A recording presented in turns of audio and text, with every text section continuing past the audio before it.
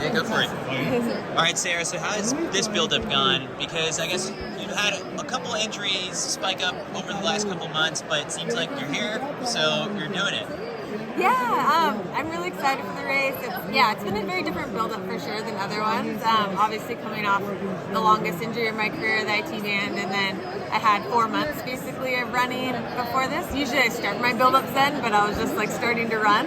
But so yeah, it's been different in that less volume and less giant workouts like I'm used to doing kind of all the time. But I have done some and they've gone well, and so that gives me hope that Monday's going to go well. How's training in Ethiopia?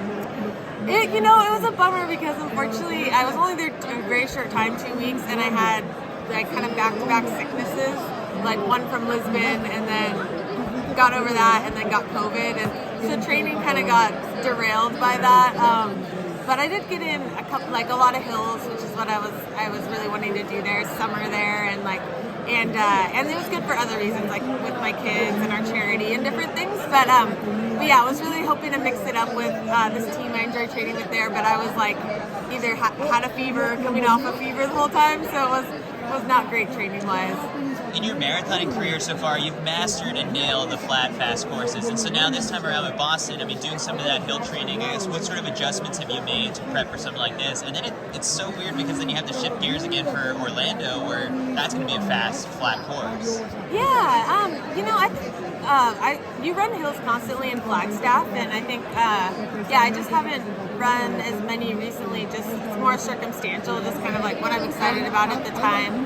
But for this one, I couldn't really start the hills till later, just with my T-band. That's like the last thing you want for an IT band is like slamming down hills. So it took me a little bit to get into that. I wish I had more time to do more course specific stuff, but I'm really thankful, like my body's handled the downhills really well, once I did start them, and that was something I wasn't sure if it would at first. So yeah, when I was in Ethiopia, I was able to do a ton of that, and so yeah, hopefully we'll see. I would have loved to have more time, but I feel like I made the most of the time I had.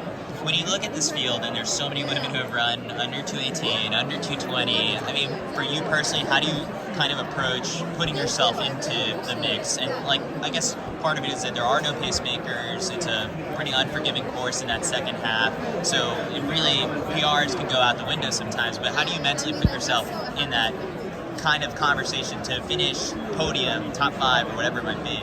Yeah, I think it comes back to having run a lot of the U.S. Championship races, and it's just about racing, and I really love that. Actually, even though I do run a lot of flat, fast races because I like to run fast, I do enjoy just competing, and I've actually never been in a marathon really that went out slow, except for the Olympic trials, because even when I ran this in 2019, I took the lead when it was slow, so yeah, I'm kind of hopeful it'll be a little more tactical just to experience that, because usually every marathon I do is just hit it from the gun. So I love competing. I love the chance to have more tactics involved. So yeah, that's kind of my mindset. Where's Ryan going to be on Monday?